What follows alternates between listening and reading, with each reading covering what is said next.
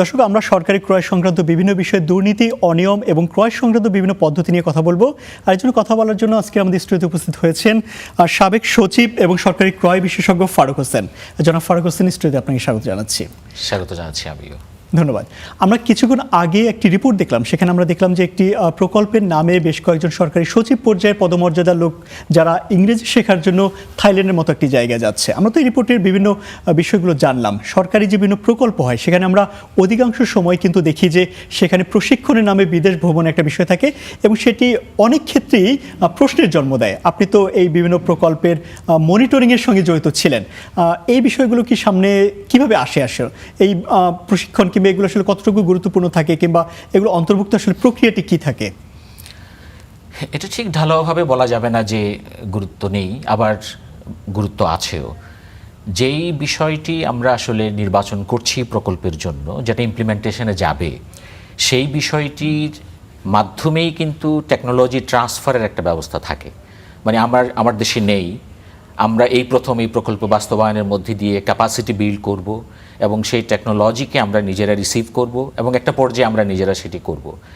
ওই পার্সপেক্টিভে যেহেতু recurring expenditure বা রেভিনিউ এক্সপেন্ডিচারের মাধ্যমে বড় ধরনের কোনো খরচ হয় না, গভর্নমেন্টের খরচটাই হয় ক্যাপিটাল এক্সপেন্ডিচারের প্রকল্পের মাধ্যমে। সেই কারণে প্রকল্পের আওতাতেই বিষয়ভিত্তিক ওই ফরেন এক্সপোজার ভিজিট অথবা টেকনোলজি ট্রান্সফার ভিজিট অথবা ক্যাপাসিটি বিল্ডিং ভিজিটটা থাকে। কিন্তু এখানে আপনি যেটা উল্লেখ করলেন যে জনপ্রশাসন মন্ত্রণালয়ের যে প্রকল্পের ইংরেজি শেখার জন্য, এটা প্রকল্পের নাম হয়তো ক্যাপাসিটি বিল্ডিং প্রজেক্ট, কর্মকর্তাদের সক্ষমতা বৃদ্ধি বিষয়ভিত্তিক যেমন আছে, আবার ভাষাও, ল্যাঙ্গুয়েজও আছে। এটা অবশ্যই ইম্পর্ট্যান্ট জুনিয়র লেভেলে, ডেপুটি সেক্রেটারি বা তার নিচের লেভেলে। কিন্তু একজন বাংলাদেশের, আমরা জানি যে বাংলাদেশের কর্মকর্তারা খুব স্বাভাবিকভাবেই ইংরেজিতে দুর্বল। এর অর্থই হলো যে একাডেমিক দিক থেকে আমরা সবল হয়ে উঠছি না। এবং আমরা যারা চাকরিতে আসি, সেখানে যিনি ফরেন সার্ভিসে যাচ্ছেন তার এই ল্যাঙ্গুয়েজ এফিসিয়েন্সি দেখেই তাকে নির্বাচন করা হয়। যারা অন্যান্য সার্ভিসে আছে, বিশেষ করে প্রশাসনে, তাদের কিন্তু প্রচুর নেগোশিয়েট করতে হয় ডেভেলপমেন্ট পার্টনার্স প্ল্যাটফর্মে, অন্যান্য কান্ট্রির সঙ্গে বিভিন্ন চুক্তি নেগোশিয়েট করার জন্য কথা বলতে হয়। সুতরাং এখানে তাদেরও ইংরেজির দক্ষতা লাগবে, ইংরেজি শিখতে হবে। কিন্তু যেভাবে ঢালাওভাবে করা হয়েছে, এই প্রক্রিয়াটাকে হয়তো আমি সাপোর্ট করছি না। কিন্তু এটি যদি বিয়াম ইমপ্লিমেন্টিং এজেন্সি হয়, তাহলে বাংলাদেশের বিয়াম ইনস্টিটিউশনই ভালো এক্সপার্ট নিয়ে এসে এখানেই কিন্তু কর্মকর্তাদের প্রশিক্ষণ দিতে পারে অন ল্যাঙ্গুয়েজ।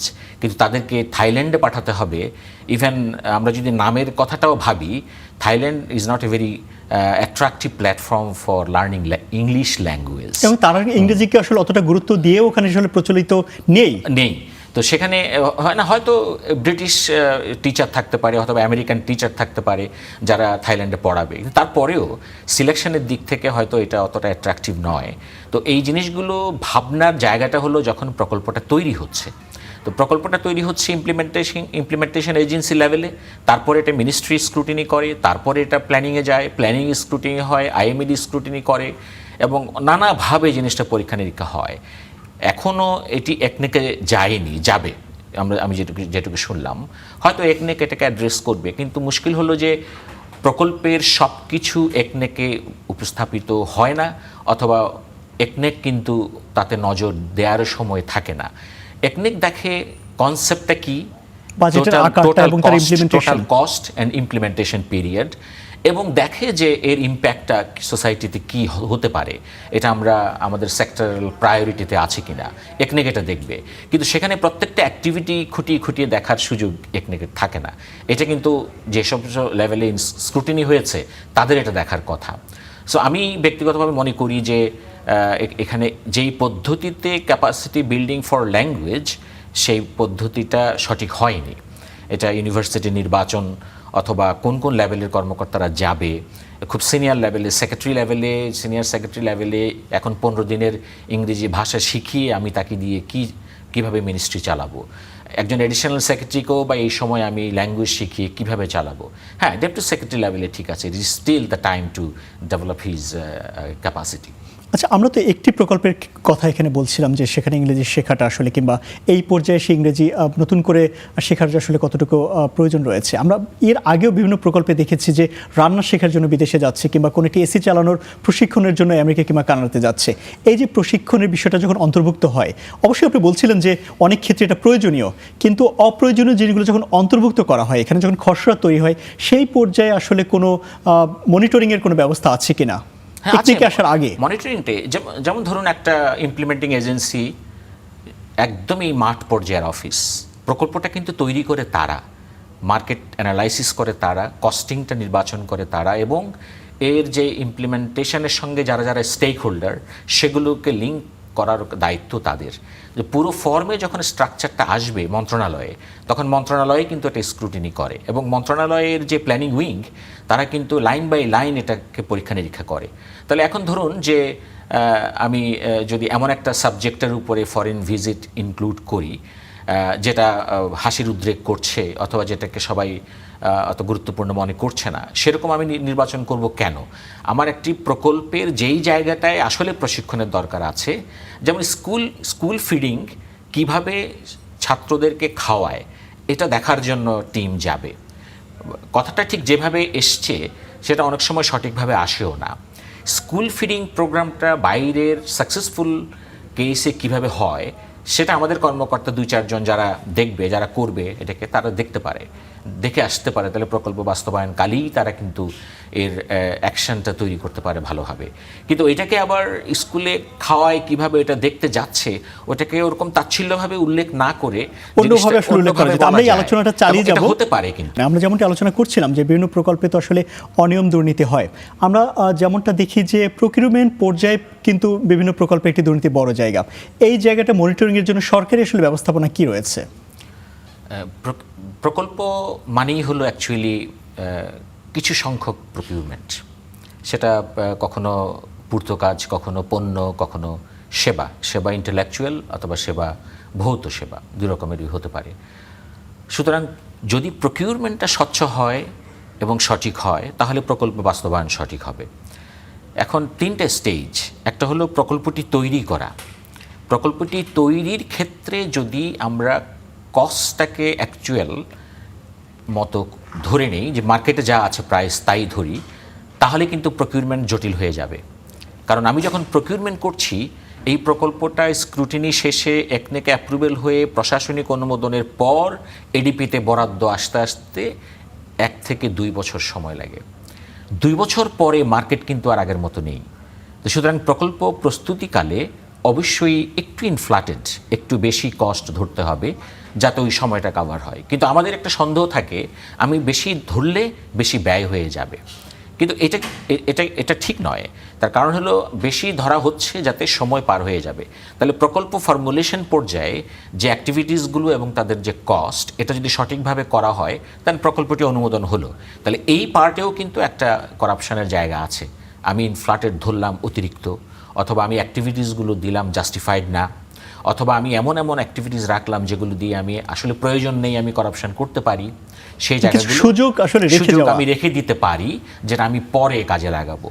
অথবা আমি প্রকিউরমেন্ট প্ল্যানে এমন একটা ব্যবস্থা রাখলাম, এমনভাবে মেথড সংযুক্ত করলাম যেটা দিয়ে আমি পরে টার্গেটেড অথবা আমি এটা সীমাবদ্ধ করতে সুযোগ রেখে দিলাম এখন থেকেই। এটা হলো ফর্মুলেশন পর্যায়ে। তারপরে যখন আমি প্রকল্প বাস্তবায়ন পর্যায়ে যাব, তখন প্রকিউরমেন্টের একটা ব্রড স্টেপ হলো সিলেকশন অফ টেন্ডারার। আমি তাকে কিভাবে সিলেক্ট করব।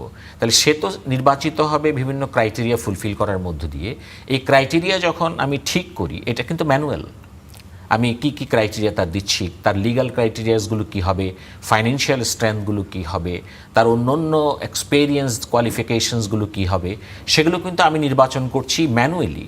আমি যখন এটা দিয়ে এখন ইলেকট্রনিক্যালিও যাই, তাহলেও কিন্তু আমার আমি যে ম্যানিপুলেট করেছি, যেখানে আমি লকড করে ফেলেছি দরপত্রটা, অথবা আমি পার্শিয়ালিটি বজায় রেখেছি, সেটা কিন্তু দুর্নীতির জন্য জায়গা তৈরি করে দিচ্ছে। এটা কমে এসছে এবং কম্পিটিশন টেন্ডারে যে একটা মারামারি কাটাকাটির ব্যাপার ছিল, অথবা অফিসে যোগাযোগ করে আমি আমার পক্ষে নিয়ে আসার একটা চেষ্টা ছিল, সেগুলো কিন্তু এখন নেই। এখন সিলেকশন পর্যায়টা অনেকটাই স্মুথলি হচ্ছে। কিন্তু ইমপ্লিমেন্টেশন লেভেলে এখন করাপশনটা চলে গেছে ইমপ্লিমেন্টেশন লেভেলে। ধরেন একটা পূর্ত কাজ ওপেন টেন্ডারিংয়ের মধ্য দিয়ে কুমিল্লা জেলায় একটা কনস্ট্রাকশন হবে, কাজটি পেয়েছে গাজীপুর জেলার একজন দরপত্রদাতা।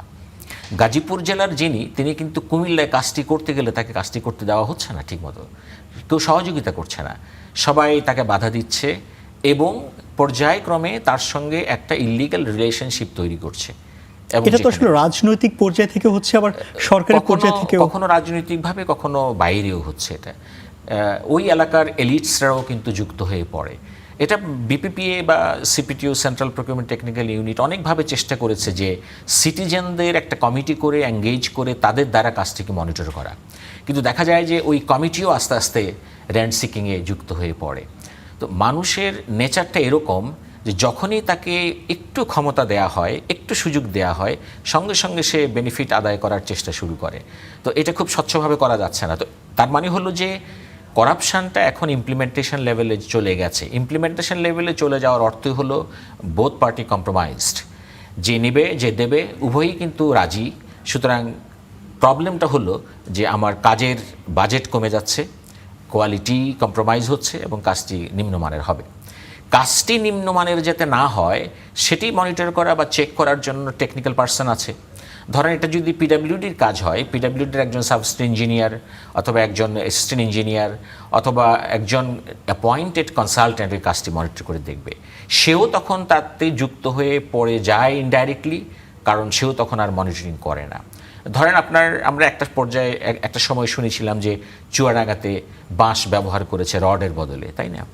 তো বাঁশ তো সে দেওয়ার কোনো সুযোগই নেই, কারণ তার জন্য তো স্পেসিফিক বিল অফ কোয়ান্টিটিজ অথবা স্পেসিফিকেশন কন্ট্রাক্টে আছে, সে কন্ট্রাক্ট অনুযায়ী কাজ করবে। সেখানে বাঁশ বলা নেই, রড বলা আছে, তাহলে সে বাঁশ দেবে কেন? তাহলে নিশ্চয়ই সাবস্টেন্ট ইঞ্জিনিয়ারও জানে যে সে বাঁশ দেবে। মানে আসলে এই যে অনিয়মগুলো হচ্ছে অধিকাংশ ক্ষেত্রে দেখা যাচ্ছে পুরো একটি সিন্ডিকেট কিংবা পুরো একটি প্রক্রিয়ার মধ্য দিয়ে এটা করাপশনটা অ্যাকচুয়ালি বোথ পার্টি যুক্ত হয়ে পড়ে at the cost of the quality of the work. তো যেটা হলো দেশ জাতি বা আমরা অর্থনৈতিকভাবে ক্ষতিগ্রস্ত হচ্ছে। আমরা আজকের এখানে আলোচনা শেষ করতে হচ্ছে। আপনাকে অসংখ্য ধন্যবাদ আমাদের স্টুডিওতে এসে আলোচনা যোগ দেওয়ার জন্য। ধন্যবাদ আপনাকে এবং দর্শক, আমরা কথা বলছিলাম দেশের ক্রয় সংক্রান্ত বিভিন্ন বিষয় নিয়ে। বিষয়ে কথা বলার জন্য আমাদের স্টুডিওতে যুক্ত হয়েছিলেন ক্রয় সংক্রান্ত বিষয়ে বিশেষজ্ঞ জনাব ফারুক হোসেন।